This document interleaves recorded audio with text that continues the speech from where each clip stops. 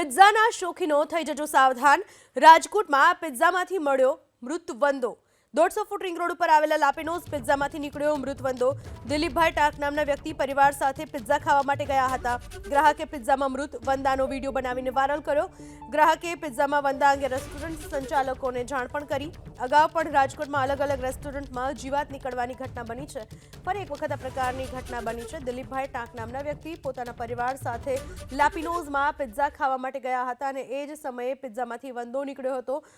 વંદો નીકળતા ગ્રાહકે વિડીયો બનાવ્યો હતો અને સાથે જ રેસ્ટોરન્ટ સંચાલકોને જાણ પણ કરી હતી। ગઈકાલે રાત્રે રૈયા સર્કલ પાસે લાપીનોઝ પિઝામાં અમે લોકો પિઝા ખાવા ગયા હતા તો અંદરથી મરેલ વંદો નીકળ્યો છે। આવી બેદરકારી લાપીનોઝ પિઝાની છે તો આના માટે તંત્ર શું કરે છે તંત્રએ જોવાનું છે।